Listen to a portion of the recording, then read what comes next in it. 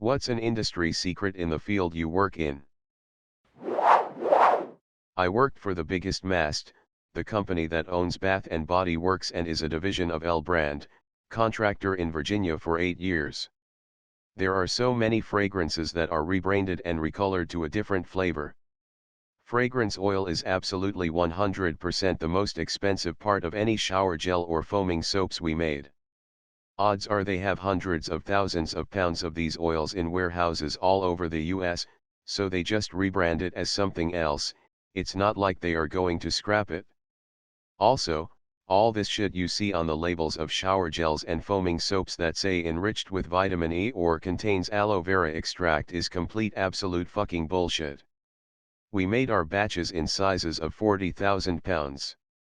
In a 40 klb batch, you had about 2 ounces of vitamin E you would add to the batch, and barely enough aloe extracts to even get it out of the fucking cup to add it to the batch.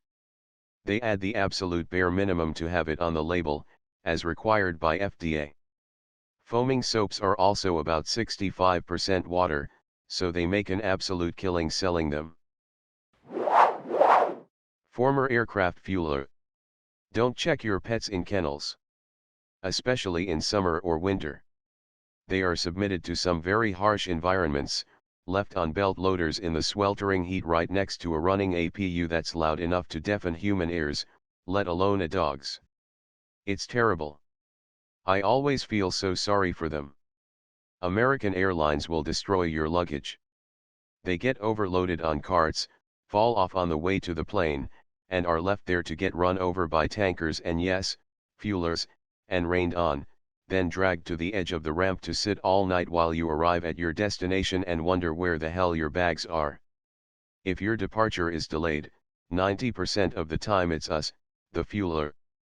Look out the window to the right side if it's a small plane, left side if it's a really big plane. If there's a truck sitting under the wing, we're the reason you're late. Sorry. Edit. Look guys, I don't know what it's like for the pets on the flight. I've only seen them countless times left in kennels on belt loaders in the hot sun next to an engine. I was a fueler at DFW International for 6 years. I don't have insider knowledge of the airlines beyond my station.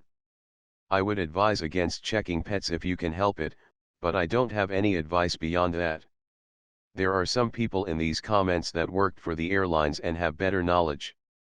Second edit. Just want to let you guys know the pets in kennels are not always left outside. It's not an everyday occurrence and it's not just AAL that does it, I just fueled more AAL than anything else. But I've seen it happen more than enough times. Worked at a department store photography studio owned by a major photography company that you can imagine probably took your school yearbook photos. The company also is partnered with a popular online photo order website. Notice how quickly we write down a price, strike it out, and write a new price as the deal? Yeah, that's pretty much just the price that everyone gets.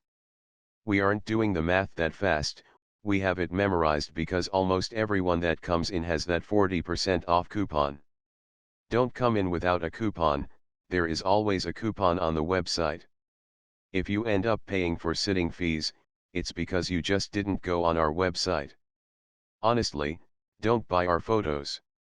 If you just do the session and say that you'll buy them online later, on said partnered photo order site, it'll be cheaper than if you buy them in store that day.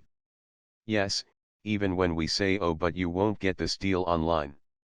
If you do buy in studio that day, just buy the digital CD of your photos. You get to keep all of them instead of having to pick your favorite 3 to 4 pictures. Oh, and again, it is way cheaper to take that CD to a photo kiosk and have them printed yourself. Please don't spend $400 on a couple photos that you can't legally copy when you could have gotten an $80 CD of all the photos and have the copyright to them. Audio engineer here. A few seemingly obvious things to point out. 9/10 times with a studio you get what you pay for. You have to pay for years of experience, acclaimed expertise, plus hundreds of thousands of dollars in equipment and software tools, not to mention the hundreds of thousands of dollars that went into the acoustic engineering of the physical recording space alone. People walk into great studios balk at $1,000 plus a song but don't realize they're getting access to close to $1 million in tools, plus an engineer who's going to make them sound better than life. On the flip side of that coin, beware of eye candy. Don't be fooled by big mixing consoles. Sometimes they're not even used for your music. Hell, sometimes they don't even function. I've seen studios where the sole purpose of a large board is to dupe unsuspecting musicians into parting with their money. In larger studios, bands with smaller budgets are often stuck with an intern who may not even be getting paid. If your music is shit, no amount of production is going to make it a hit. As a small studio owner, I only share work that I think will bring me more business. Wondering why I haven't shared your music? It's because it's garbage. Billie Eilish recorded on budget equipment at home with her brother. Those recordings were then worked on by some of the best engineers in the world to make it sound like it wasn't. Be wary of a record label. They may offer to front the costs of your recording and touring, but you have no creative control over your sound, where you record, your tour schedule, and usually the label will own your music. Oh, and you have to pay all of that money back to the label. Be cautious of studios that claim so and so recorded here. There's a studio in Iowa that claims Slipknot recorded here. And while it's true, Slipknot did record in that building, it was a healthcare homemaker. If your grandparent or parent gets in home care, please know that your family member could live in a cockroach-infested house and not have to move if they didn't want to. It's not up to the company to give your loved ones environmentally safe places to live, it's up to the family. They can certainly try to persuade, but they can't force. Why do I know this? Because I've been to the cockroach-infested house where an 80-year-old woman lives. I have a mentally ill client that put bleach in his dog's water to help with its breath. I have a client who never cleans his cat box. I have a client who has a caved-in ceiling. I've called it in, but there is no help from the company. All they say is, there's nothing we can do. It's up to the family members. It's a sad thing because there are so many family members and friends who really don't give a shit how some people are living. Sure, they'll visit. But do they clean the litter box? Do they make sure there are no cockroaches? Do they make sure the house is stable and not falling apart? Nope. They say they care and that they love the person, but they don't care enough to make sure they live in a healthy environment. It really worries me, because if I imagine my own mother having such a deteriorated mind and there were no other family members to help her, she could live in a run-down, cockroach-infested house if she was stubborn enough. It frustrates me, because whereas the client does have rights, should they really have the right to live somewhere where their health could be at risk? Where their caregivers could be at risk as well? Edit. I've never been actually told by my company that I'm obligated to report to Adult Protective Services. They only told me to call them and we'll work it out. They never informed me of ever taking it a step further on my own terms. I've never been given phone numbers for APS or animal abuse numbers. I'm only 20 years old and I'm barely a year into this job, so everything is new and I'm still learning about how this whole healthcare system works. I'd also like to add, that I understand that there are different perspectives. I am well aware that many elderly/mentally ill are severely stubborn and won't let you help. I know, because I care for these types of people and hear about them often. I am not disregarding your struggles, I simply wrote this post when I was overwhelmed and stressed from work. I've met many families who care for their families and bless you all who do. We need more of you in the world. I was a home care manager. APS is next to useless. I had to call them because my agency had a client living without heat, eating expired frozen dinners, wearing ratchet clothes, while his piece of crap daughter-in-law bled him for private school tuition for her 3 kids. The caregiver called me near tears because this poor old man wouldn't even refill his meds, lest the children go without school money. APS told the family the caregiver had reported name and everything. And the situation continued. Only now my agency was fired and a crappier one that would look the other way was hired. I had clients living with rodent infestations, with abusive boyfriends, with mountains of trash. As long as there's a fire exit, no one cares. If you want to know who the most marginalized, mistreated group of people in society is, it's developmentally disabled adults with no family to advocate for them. Their home care agencies have pretty much full control over their lives, over whether they will go visit a park or a zoo or out for a walk, or whether they will decline in some cluttered apartment and die weighing 300 pounds because it was easier to feed them treat than to mentally stimulate them. It's bleak. People place a lot of faith in CPS and APS. The reality is, they don't have the resources or motivation to handle 90% of complaints. Edit, thanks for the gold, kind stranger. A lot of people want to know how to help the elderly. I posted another comment in this thread with info on that. For current home care workers, please stay strong and keep your boundaries. Protect your mental health. Don't get over-involved to where you develop secondary PTSD. Focus on immediate needs within your control. Adult kids, it's okay to not like your parents and cut contact. If you can manage their financials, it's a massive safety net.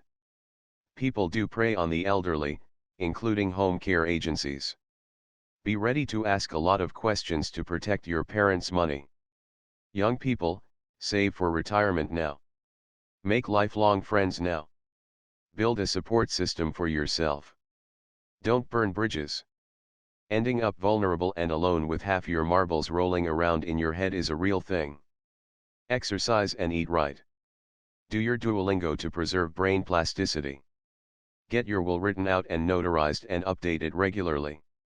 If there are people in your life who fight and argue, make sure your will clearly defines their responsibilities in your care, so they don't drag each other to court over your sofa or something. I have a story related to this. I was working for a large specialized manufacturer where virtually every order for parts/service would be in the tens of thousands of dollars with the average order closer to $1 million. A customer needed to purchase 4 bolts. Just normal steel bolts. Person following internal guidelines tacked on all this overhead, bolts came up to several $1,000s. The employee had no idea what bolts cost, and assumed the guidelines were right. The customer, not being an idiot, kept pushing back. This went on for several months. Eventually it got escalated high up in our company to someone who had the authority to approve $1 billion in spending, who was being asked to intervene on 4 bolts. I was a native speaker and the company was not a native English-speaking one, so this eventually fell to me as I got forwarded months of correspondence. It went something like this. Employee, here is the estimate for the 4 bolts. Customer, here is a link to 4 bolts of the same size for $20 with shipping. Employee, our bolts are $10,000. Customer, yes, but why are they $10,000? We need to purchase from you to maintain our warranty, but we cannot understand the price difference. Employee, here is a technical sheet for the bolt. Customer, yes, I agree they are bolts. This does not explain why they are $10,000. Employee, here is a technical document from R&D describing the features of the bolt. Customer, yes, we know how bolts work. This does not explain why they are $10,000. Employee, I have negotiated with my manager, we are willing to sell you the bolts for $8,000. Customer, again, these are 4 bolts, they should not cost anywhere near that much. Employee, we have given you a $2,000 discount and are no longer making profit, I cannot offer you a larger discount. Customer, these are 4 bolts that cannot cost you more than a few dollars to make. How can you not be making profit on this? Your company has wasted more time and cost on this correspondence than it would have cost to just send the 4 bolts in an envelope. Bolt cost? Less than $1 for all 4 of them. I sent them for free and had to justify the $8,000 loss to management.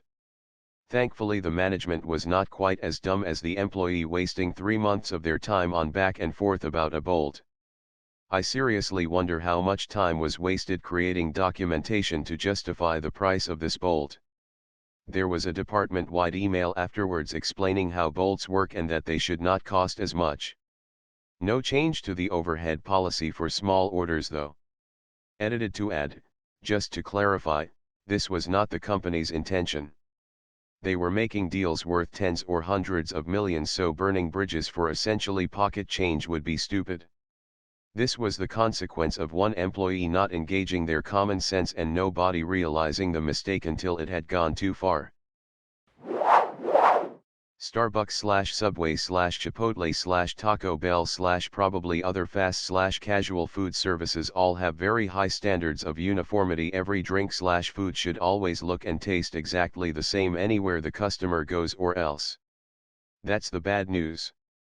The good news is that most of us don't care what corporate says and do care that not 16 olive slices or 9 caramel ribbons does not count as extra, and we happily, normally are hooking you up with way more than we are allowed to scoop/pour/serve. Just by instinct. Just out of spite that we can't pay our whole rent. We almost all agree, fuck the system, here's an extra McNugget. If you ever receive food or drink that has way less of the good stuff than you expected, it's most likely not because you have been slighted by lazy employees, and way more likely that you were served by an excellent employee who always follows company standards and measures out exactly what they are supposed to. Calling to complain does very little. You're probably tattling on someone who never breaks rules and is a total butt-kissing narc. Pointing at another employee and shouting, "But he did it for me last time," is a narc move. Stop being a dick, enjoy an endless future of secret decaf espresso and light nacho cheese. Software developer, a lot of big companies are barely keeping up with technology. Innovation for them is like saying let's upgrade our core systems from Windows XP to Vista in 2020. As a consultant, I simply don't trust big companies anymore with my identity or money. The state that their on-premise hardware and software are in is an apocalypse waiting to happen. There might be a few teams that do actually use the latest, stable, tech, but they usually integrate on top of the other crap and get bottlenecked. More often than not, the solution would be to try to get the very last bit, pun intended, out of a system rather than to migrate it. I think in most cases it will be 5 to 10 years at a minimum by the time we've reached the bottom of that barrel and actually start addressing the problems. Edit, grammar fix. Edit 2, wow, thanks for the gold. To continue on the apocalypse scenario, in 2015 a French airport was unable to operate because one of its systems on Windows 3.1 crashed. I haven't encountered something as bad as this, luckily. I worked at a car dealership as a lube tech, the guys who change your oil, check alignment, and rotate tires, etc. They're called lube techs because we're supposed to literally lube multiple locations on older vehicles with grease. And do much more detailed inspections than we do. But, the amount of cars that the managers allow to come in and the time frame they give us to complete a car is unrealistic. This means, for customers to be satisfied and for the cars to get done on time, we have to skip certain things. We would do everything we could but would get a stern talking to if we were taking too long. We often would not rotate the tires. We would check for marks because some customers were smart enough to mark their wheels to make sure they were rotated. On low mileage cars, 5K to 0K miles, we would pretty much only change the oil. But sometimes, very rarely, if it was super busy, we wouldn't even do that. In my 2 years of working there, I only ever lubed 1 or 2 cars at their grease points. So, I recommend to anyone reading this, to get a dashcam that records when the car is off, mark your wheels, and check your oil before and after each service to ensure everything is being done. Make sure you're getting what you're paying for. I do not trust these places, and it's not only dealerships, places like Jiffy Lube and Midas do the same. As evidenced here. I worked in jewelry retail for the past 5 years. 90% of what retail corporate/upper management says is not practical to use in the field. Most of the time, we would tell corporate what they wanted to hear and then just do what actually worked. You can't make sales if no one comes into the store, but you're not allowed to use that as an excuse. Everything in the retail world is coded. So if the reason sales are down is traffic, you have to tell corporate something like, our area of opportunity is driving business by increasing customer outreach. It's bullshit. Customer outreach usually would turn into 1 or 2 more people coming in to get their rings cleaned per week. Hours and hours of call logs for no benefit, annoying customers, and sometimes even driving away business. Sometimes we'd be told to say a specific, extremely stiff line at a certain point in the sale. It sounded okay on paper or during corporate role plays, but I never once saw anyone pull these off a real sales scenario.